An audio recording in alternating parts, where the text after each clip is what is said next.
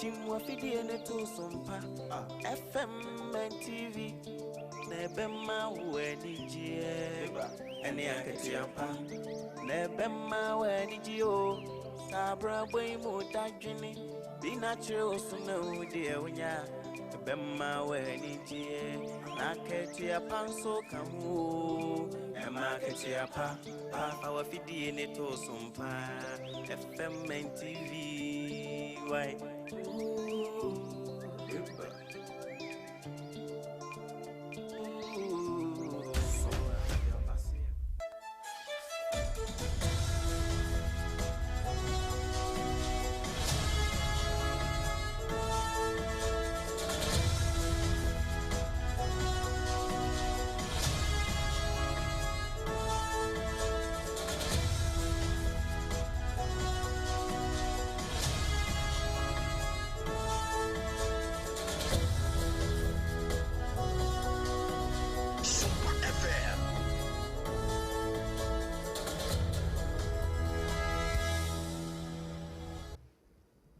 No sia Ghana de share ye mamu nyina mwache mama kwaba SOMPA 106.5 FM. Sadia trade ampo totrobo nso kwa me ba se yedom frichi frechanya akopon no washa yenso from January eba besi December ene eye bronya bosome no Openima bosome no ne da etoso aduno eba kwa fimpino ene aduno enumo ensem a ene kwasi anopai yensem trofo ebura hesu a wo musaso so a wokutire ne nyina wasamufo pani ato ne bo eyi de editie ene yesi adwa yede esomwe hye no so se ensem no firi SOMPA 106.5 FM so no egene ho sakira me na e wasante mantem e batan no aya SOMPA 93.1 Kumase Ayiko FM 100.9 anusu ebutu Kumase adamfopo radio butu Paris France abrocheme mu ama fansemi topete upiemo awatakwa Mr. Awa hene ne mpesua so aya SOMPA 101.1 takrade aya SOMPA 103.3 tachiman aya SOMPA Obapa ene systematic press wanu so mpesua so eno so aya 106.1 sunyane aya SOMPA 98.9 upiemo ewon kranzan so aya SOMPA 90.7 and Adomaso Aya SOMPA 101.3 Mankisim Nene Kwado ya Kingdom 106.1 Udikoda no baby a wo bia woti nka efri SOMPA 106.5 FM Accra seche se ebia wonsa enkan ya na wariska ne udikoda no ubenya yen YouTube no yedemu live sada na Facebook no so yedemu live SOMPA 106.5 Accra na wa like page no na wa share ama yen fa wadwenkyere no so efato na sanfo kanta kadawma wa page efrifia besi time fidie no so ne no make asie no emom www.sompaonline.com website ya yesemu for penoro atabata dama wakwitire nsami nyina potokasa mu brofo ya wode afoforo bi aka ho obetumi akokenkan bi nana KJC company limited adansi ne ma wode aso yasene boyachi se kutu ne yeso yedane eche de ama se bam na pa adansi ne ma wonu akache ene yekafo de ama wo midima for herbal center Dr. Time da so sebra yade no aye chronic entese no yebetu ase de efri ni pedua no so just what kenke wonu mo se 3 Ghana cedis pe betu bi koton betu bi ekwedi bronya betu bi ekwedi ujuma bia ena afa SOMPA achede 2025 yegusu ayejeje kapreda masempo a obetime de odie aba beka ho na nyankopon ehirawo na new year day no ya chede amakunafo awisia ene mobrofo 2074 ebi mtweniti afre ni T74 ya na nanu dudu akane ne yebobo no ena wonum aye edi ne makama ade afra eno so esom yen ensemu a ena no pay yedidi wontu no eni ani mu bini akwanhia kase bi asi ewo Cape Coast ene takrade kwantempo no so ama me ne okasa nipa num o ma fama hwere wo mo nkwa sada ena aya Ghana adehye bi so kasa echire mu se sede eniema ekwanu a ebi mu esusu se omampani His Excellency Yera John Dramani Mahama waba pretetem no empanifo bi akasa fa eno ena onumenyamfo Alexander Kwame na afenyama ken dia to dwa kire se won mo sa minority won ba enu ba etumi bia aboa ma Ghana timi akonkan empanifo ba maniese Nigeria aircraft bia wanum kirechire mu pinso no BBAC na wanum release BB eyede ensemu a mrase bedwam chiame se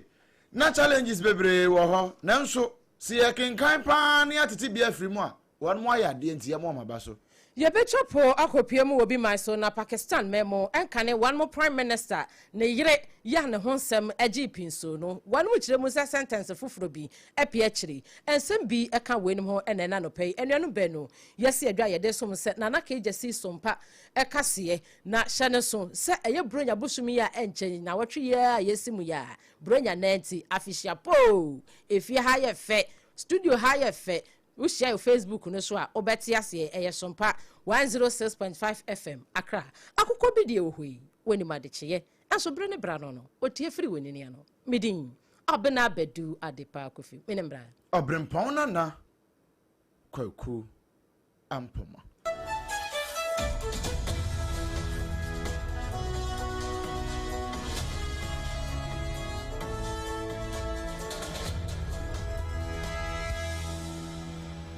afei yenshen seminase emfa emawo enrada ye ho aye nto anka asoro nso ye ene yete se akwanhia bi asi titiri pa ewo Cape Coast ene takrade kwantempo no so ba bi aye frɛ se ayensudu mayinda emfifin hwa na ye Toyota Hiace bia ni registration number no GW 9873-22 na se 2022 ya na enipa ewo mu emu maako enum wo mu nyina famu ahwe ne nkwa na ya were ho sempa na wɔkyerɛ sɛ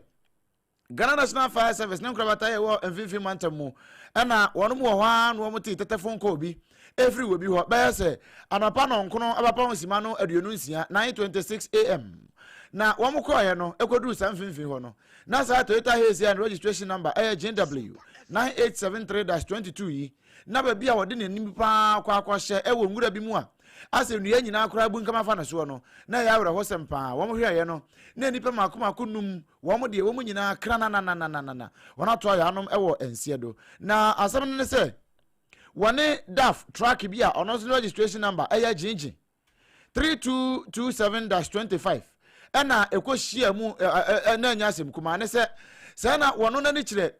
sa Toyota Hiace wono firi nkran ya wakota korade ena sa DAF yi so wonu zu free takrade a wo ba Cape Coast na Toyota Hiace no overtaking ene tefa so ene wode kokohia saa dafi na eno nam so ema yama ne boni Erika nan ene pani a woni amansan bo nkomo edema Ghana National Fire Service ne nkrabata ye wo mvivi mantam DO2 Abdul Wasir Hudu woni ne bo nkomo ekire bra emanfo bi efre ye na wo mu koduru ho no wo kire mo sei Ghana National Fire Service received a distress call at 9:26 this morning, reporting the incident at Ayensudu near Commander on the Cape Coast Takoradi Highway. So the Commander Fire Station was quickly dispatched to the scene. So upon arrival, the crew discovered 5 lifeless and partially mutilated bodies that were trapped in a Toyota Hiace minibus with registration number GW 9873-22, which had veered off the road into the bush. So the rescue team immediately secured the environment and successfully extricated the deceased persons, who were subsequently handed over to the Ghana Police Service for further preservation and investigations. We DO2 Abdul Wasir Hudu wano Central Regional PR edema Ghana National Fire Service nanumu ena watche se ebra wonu mu kra koduru ho no na se ne na akwanhia na tie no wo mo hyede busebusa wonu mu a wo mde omani kro twawisi ya wo mo hene esesen santamo ebo nkomo ema wo mo kire se ne akwanhia no wonu hu no wo mo kire mu se ede kire wo. But according to eyewitness accounts, the Toyota Hiace, which was traveling from Accra towards Takoradi, attempted to overtake another vehicle but lost control and collided with the side of the DAF truck with registration number GG3227-25, which was also traveling in the opposite direction, and that is towards Cape Coast. In addition to the fatalities, 5 persons sustained injuries and were transported to the Cape Coast Teaching Hospital by the National Ambulance Service that were also at the scene, and 3 others escaped unhurt. However, after the incident, the fire crew had to clear the debris from the roadside and restore the traffic flow. We DO2 Abdul Wasir Hudu wano kasa de ma Ghana National Fire Service efifi mantamu de wani hamane boni Erika nan ena bon ko no wo kire se no kure enipa num ne kure mpo ye fa mo hwe wono nkwa no enipa num bi nso ho a wonom so prepare pa ama wo mo ntantam so Ghana National Ambulance Service for eba modern afa wo nyina dom ko Cape Coast Teaching Hospital na emu miensa na wone ka ho de wo mu nyina firi mu fi a wɔn de wɔn bɔ wurempo ɛho ɛmuo. Abusuya yɛmfa rahusemi entoa ensam no eso na enrada na dwumadie bi esiye na se bibi ekoso ewo omai Ghana mu a na wonum echire mu se Nigeria for wonum aircraft bi a omu chire mu se Burkina Faso mpanifo ede won sato so nam se wonum si enema bi esiye na eno no eye airspace violation enti na ho behia pa esa wonum withheld ne kakra ewo Burkina Faso memo na wonum so ehwehwehwehwemu ko hu se de esiye no aso efrimpanimfo na wonum eti aircraft nim ana efrimpanimfo wonum ye ho adwuma na empanye wonum ewo my Ghana mu wanom na akasai na krata ebaye no na opania wono otonkra efra bankesie mu esom yen onanyamfo Felix kwachofusu wono na nensa ehyase na wo kire mu se de ekoye ye no empanimfu asabi wanom ekabie wom na wanom ehyiaye na afei womo a womo enso ewomu ewafa eno no ehye amanfo amama so ehunkita hodie hunsam so wo mayim no wanom nyina eka bom no se o eba ne Burkina Faso wo afei Nigeria hunsam dia na se empanimfo bi nso ewo Ghana ha se ye wose wo mo kom na wo mo ekokoko kansam a na bibia ekwa wieye no enura na empanimfo release sa aircraft no ema wo mo ne wo mo crew ni nyina ebepie mu ewo my Ghana mu a opania wo gina mu ema wo mo efa convoy tenten ekohia wo mo eje wo mo awa atu eye president na special convoy no na wo mo de ko na Colonel Larry Bevlo Latte wono na ko gina omanpanini anem na receive wo mo na ni nyina mu no na wo mo akere mu se Burkina Faso ene Nigeria fo wonom ayade pa ese ebra wo mo efa diplomatic channels no ene wo mo kwakasaye na Burkina fo anya tintini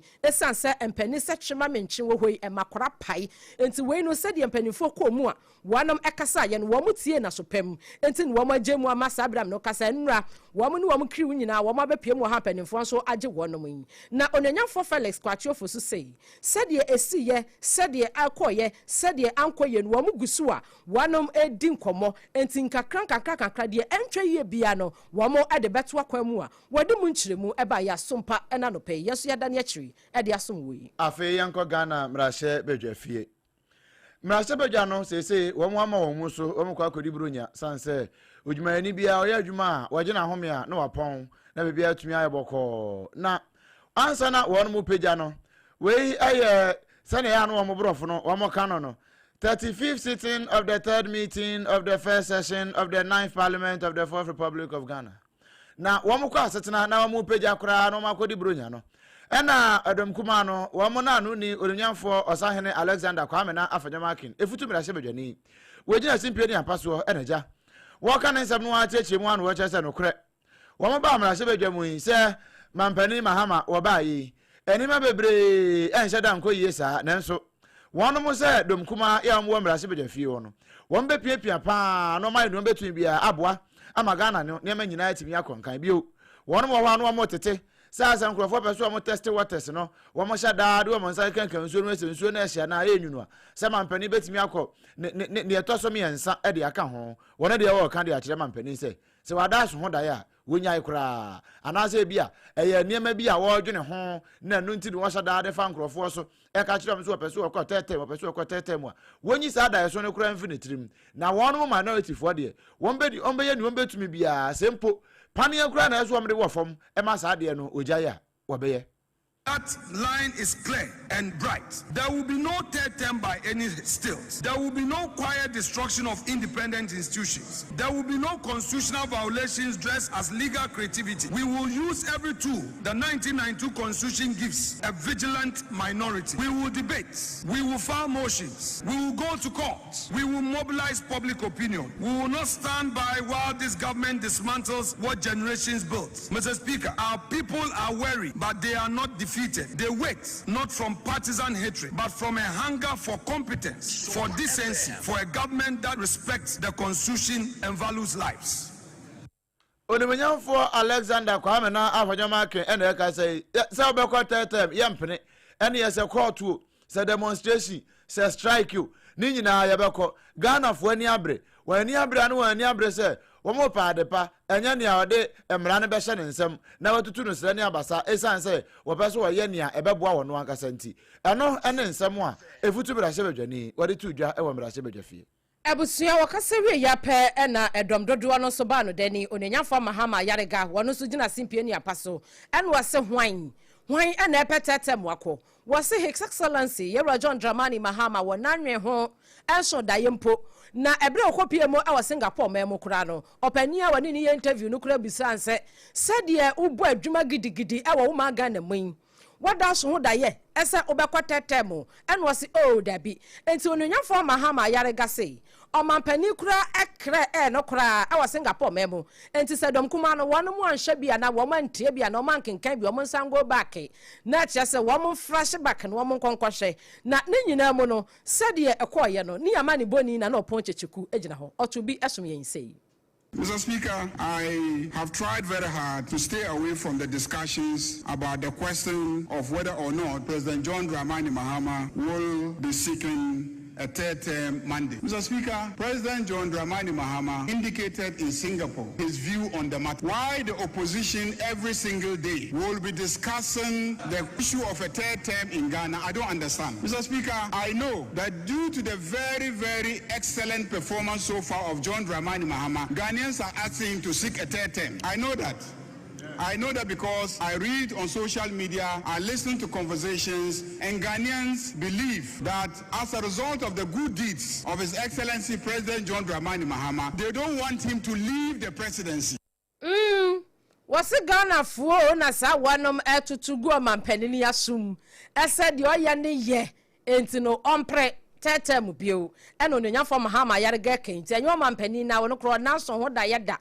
Ghana for and then your social media na so wo kire mu no wo so working kan bebre wo hwe bebre wo tia manfo nkomo bebre na ne krakra mu no eno sei ena no ya eye asante hene wotumfo se tutu ababio na ye bodi ne ane akoha ye ntoma wode boko ho sensem mediation wanom ye ne nyina mu krata wode ebeto omampani ne anim no afei na pevu we ne so obetumi aka bi saso wo no wo ye boko central mra hye bedwani na sadie na esi wo ho ena no bi kura wotu kwan wo ba ye ne ye twa jade ato ne fie mu ne ade ade ne nyina no no pese obeka bi ekopem se empanifo ebedim komo awie enti se enkomo no akọ awie ya dia no ono so owo kakra sei ekafa ho sei no kafa boko ensa. As far back as 2021, it resulted in a lot of violence. Many people died, and President Akufo-Addo referred the matter to His Royal Majesty, the Otumfuo, to deal with. Because the Otumfuo was dealing with the matter, I decided never to comment on that matter. Because commenting on it would have undermined the authority, the dignity, and the majesty of the Otumfuo. So in spite of all the provocation and the things that were said in this chamber, I kept quiet and said nothing about it. I now want to report to you that His Royal Majesty, the Otumfuo, presented his report to His Excellency, the President. He concluded that the rightful chief of Boku and the Kusasi traditional area is the Zuguran Asigri Abogrago Azoka II. Openi okasa ye eye onenyanfo Mahama yarega boko central mrashe bedwani no upiemo ewo atenaya womote ewo omeyi mrashe bedwafi a wono edom dodo no wone won no dani eno odi san komo nyina ewo mrashe bedwafi bra na wone mama kwan ena no eye efiada no ene amani boni na oponchecheku eto enkrei esom yen entetia betwa so a ebusua mababa so nti yemfa seda ema na naka Jesse Company Limited ekuo basempremo no adansie ne papa wanam akache ene honom na ebusua se upese usi dan afi ni wato asase afi na ukwa kwantiom no pese beto asase a ye kanfo na naka Jesse Company Limited amawo e bia odan wadu lentil afi na abeto aso obebo so beprasta uwi a ubeye hu bibia kama na naka Jesse o ene ye kanfo amawo e ba na dansie ne ma na wonimu papa the quality ones no eno ne ye kanfo dia ma na do iron road wo cement upe eye roofing sheet me chense e de bodan so building wires and binding wires no ni nyina ubenya bi plywood ahodo na naka Jesse Company Limited was a free consultation emo bia obeba na kache na bedi dwan krabata ne doso be bia yato apete for yen e was 0204 355 404 0204 355 040 na naka Jesse Company Limited enyo so abusia medima for Herbal Center new Dr. Time da so o se yade ben ena ma bronya yi asani di enyo dey wo se hye ma brana onsa yade ne fama wo no bronya ne di ma bronya ne hu se wadi pa na bronya ne be so feel so ho to wo na wadi bronya ne yie Dr. Tamoda so wose yade na ye chronic woni pedua no so na wachinchina nante abre no fabra na kache no mu ni komu se pain emfa ma wo poku ase mayera e won kran ha kona yade ne nyira upie mo e wo kumase a agogo ebuakwa agogo woni government school na e wo ho no ene di nhwani mu stroke nyadwe ye tuase afei mu a ma pa wo pa nanso emfon no monko eye medimafo herbal center mani mema ne nyina no ye beboa mo e ma muso monya baby ngen e de atomo na so e ba no sabo ho sensem e ba wo kidney ho sensem wo liver no ho sensem no ne nyina no wo betu ase prostate in men no me pacho ye betu ase diabetes hypertension any chronic diseases no say dem kan boss no yade bia Dr. Tamoda so say gira wa ma ena wo ba so na baji duro na gira wa nye eno pe na ose frɛ nan e wo 0500 727215 0500 727215 Dr. Tamoda so medima for herbal center ne mano no na just bread and hot kenke one of the just hot kenke abadwa so na wase ye 3 Ghana cedis pe utu aton udi koye program me hu se enra me na nam do me market wo ebi mu ahyehye emfidie ni adeade on be convention ni adeade me pacho mu wie na mo tonwom eyi Yesu Kristo aye wie awa genkwa no ama yen hallelujah mu wie ambedi dokono just hot kenke ene kan for dia mawo 3 Ghana cedis pe utu aton wo benya fa so chimchawo e wo so afei dwumedie bia domi heya ene ebutu commercial bank nechi bia ya ye no kama very very hygienic me pacho friend penny for 0256 068 832 0256 068 832 just hot kenke manono wado madam anti yet one sem no eso ye gusu gina mu e wo Ghana mra shebedwe fi ho na dom kase no pani e kasa wie ye no empani se pani ni dware wie pe na nsu asa no nti pani a wono e kasa de ma eye chamber no eye onunyamfo Alban Kingsford Sumana Bagben ask Bagben asem ne yakan na wono ankasa ni ho eno nti wadane mu edema onunyamfo Bernard Ahiafo ya wono eye first deputy speaker of parliament enaja wo convey message no kama edema parliamentary press call no say womonye na opponent kumu womonto mane sompa na yankama wiase nyina nti wase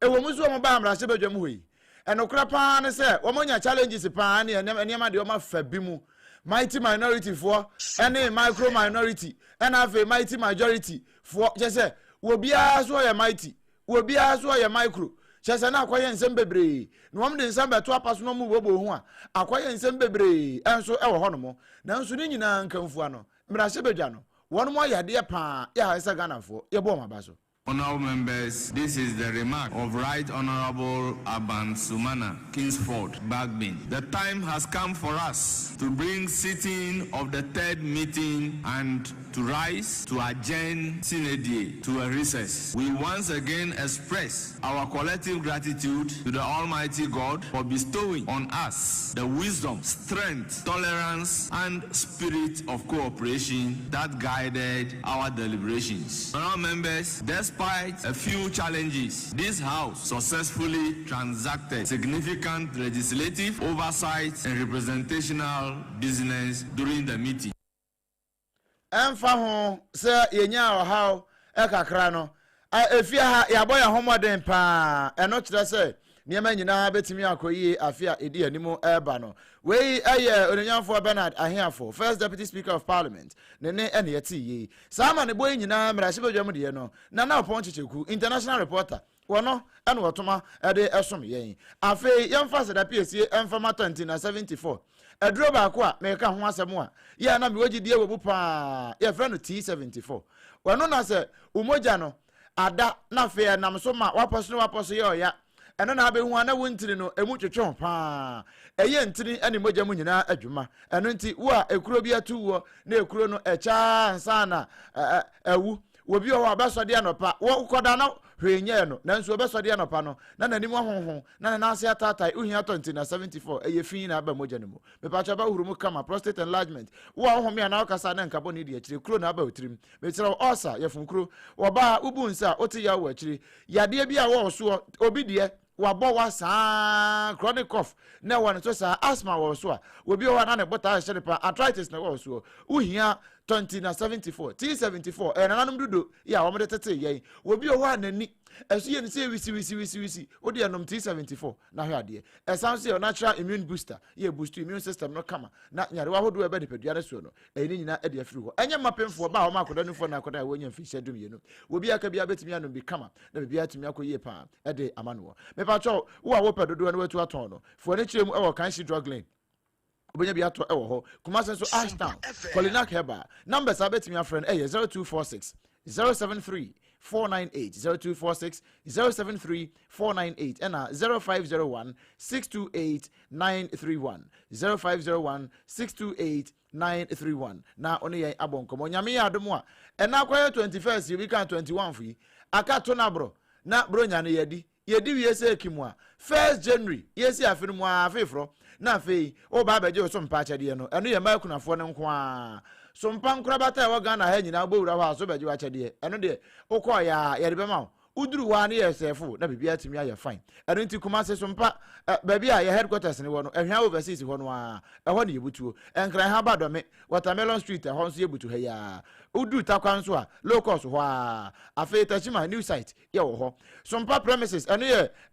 nkran no premises ho no a yebutu ho afei so mpa so nya night market ho no a alaji be kwana bro san mu ho no eho yebutu ho afei ye chacha de ne wie 1st January ne pe 3rd January ne de ne kiremu ewa asante be kwai from na kusa na afei ye de ne a kire Adum Medical Foundation ne ho nso enyanka e ho no yakọ madoye eno nti sa wo de ma ya me to nsa de afro say fa the numbers ne tew na afre 0598 559 802 0598 559 802 and 0241 272 990 0241 272 990 edin e beba no se wo send this kabia e Blessed Foster ananso say Terra One Media se bia na wo achede bia pese no so ofra ye na e befa numbers kuru ye ofra ye a e beba ne ba befa na bia etimi akoboko we su ne yegina ne da ne ho e ba pe kasere nto aso ye de bema wo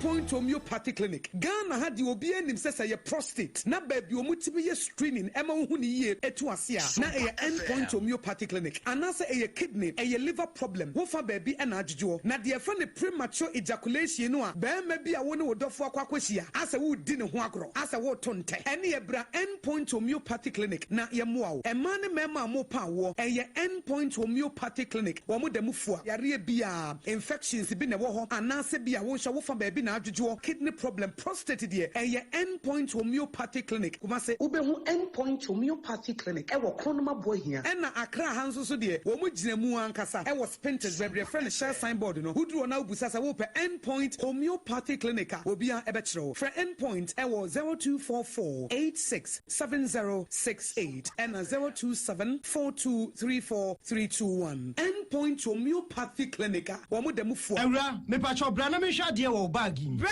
aden ena nso biem time heba me hye ya me ka se yi ba kun ani wayi me yensen bra sanya time heba me hya esia gyimi ni me fiefo enya de abako ebeso yen we de udi se ofa ni nyina time heba me hya me ka se me di one dance ya heaven ena de me kwa akopie enti se malaria we draw ne time heba mixture enye enunku o de nanum ato a wontimi ani die no time heba mixture duro no ena ye ma oba a wafa afuro de o ma akoda nofo ene akoda woni mfie dumienu entimi num aduro yi bi se obeto aduro yi bi anoma hwe se wakọ hospital anase lab am ye hu se wo atridie malaria yi bi ansa se o petam heba mixture enu dudu atu a fo ani kire KNG Herbal Center ewo Emrom Abidjan House ana ba ko so wo atonsu Monaco Junction eno echi obenya bi atowo over the counter medicine sellers ene herbal shop dodo na emu Fre 0244417669 kayo set time no TIME time heba mixture afi malaria fever bi adani ziba ewo mu no betu akọ FDA agi adwade nkratoa yi atum tontonte yenum nsane efa adwen ne efa adwen mpa say na nanu nim se bre bi beba ama tonti na 74 opa ye ne simple T74 abeye aduru tonti na 74 ana T74 asa twe ya dwene asina nanom dodo so se de na dodo bua ma na nanom enyare basabasa no saa na tonti na 74 ana T74 ebo anipadua no emo immune support sport enti obi onum bie no abre bia ne ho den 74 yi nso yaye no sensuo kokoro wa kama enti ba bia wonam bia obetimi de wade akọ samene wa ankefi na ekroyi eda no nko na wie ye wa bra mennom T74 samennom 74 menya hoɔden mennom ne da bia T74 yi eye hahama ene ye de aye na DHC ena aframa na ye kama saa no T74 ahoɔden ne apomuden ko a wokɔ pharmacy ana baabi eto nno bia ubenya 74 yi bia to T74 yi enye ma oba wa fa afuro ana obi a ɔma nufoɔ ana se obi a onya mfie dumienu eto phone frɛ 050-162-8931 and 0246-073-498 FDA agi adwadie nkratoe yi atom Ebosso, Duma Fest Festival 2026. Afinso 2026. Duma Fest no. Ebosso. Yeshasi January 2nd, 3rd. Ekopim 4th 2026. Ewo Dumasia. Sadan Sunyani Dumasia. And Hobeye de Bruta. Brabem witness the Ghana's finest artists. The likes of Kwaku Smoke. Family. Rado. Me yedi I see me penny pa. Because sounds why I see me yedi. When the shade. And I cannot deny all of my love for you. Now the legendary Ophelia live band in Super Wosono. Sponsors 21st Clinic. Down delivery. Box and bottles. Jace Ackley. Big Drop Agency. Cowbell. Twisco. Holy Crest Block Factory. Black Lounge. Isbeth Hotel. Sheila's Executive Hotel and Lodge. Media Partners. Sompa FM. Sompa TV. Nasada no. Obi bi your person beton die no. Ombebu kutebo. Sika kuma bi and obetia. For 024-188-3559.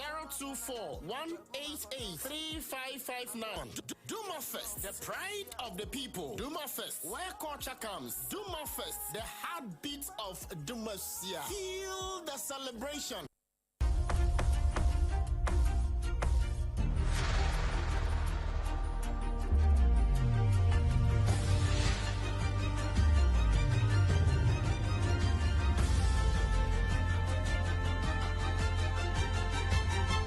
SOMPA TV, Emma Aketiapa. Ebusua yadase ye kwako bukase ni ko mu sen epen ewa manone na yewura mu ewa Pakistan memo ye nyina ye nim se former prime minister ya na wono ohwo no mu a ansa na 2022 oforusu ebusumi nim no busumi nim no wo mo e passive vote of no confidence egu ne so e ma ne kwatena ne baabi ne ho nsam owura Imran Khan ene ne yire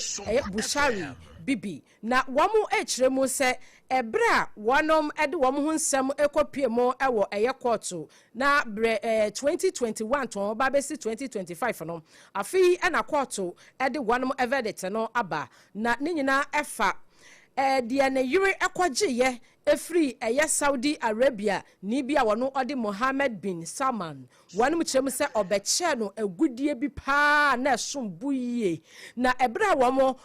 gisa agudie ne sa no empanimfo se da bi upiemu ewo Pakistan memu ansa na wo ba betena akonwa so se prime minister no womo ewo mra ene hyehyeye eda ho se wonyi akyede emfiri baabi na se womo abuso na wanam agedia na ewo se wanam ema emra no ene womo edi enti from 2021 no ena aye ko bra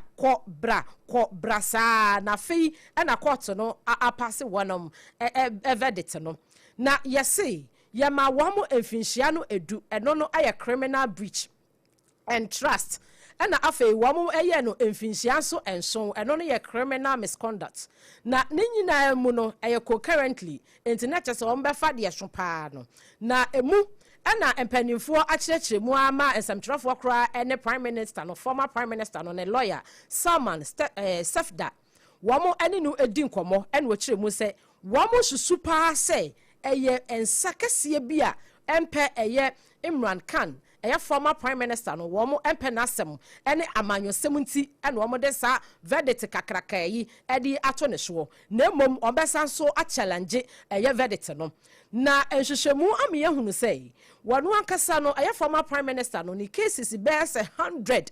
ene gu court wa wo mu eyi ni maako die na latest one yi pa ene jewelry ya wamo ade beche ne yiri ya na etia mre ya wogi yi eno ene latest one na eka de eka 100 ne hu bi ne say wanum kyem say bra no yɛ prime minister no kora no nu otonton eye state no eja padie bi afei state ne security bi na olikiliki na ede ensam eba afei niema ebi mo ede che state no enya de beche wonu mom de che state no na wahase a wotonton ni nyina eka ne ntansa wanum ede bo no anu no wogusu a wonum edi hu nsam e court na de oma pass hu verdict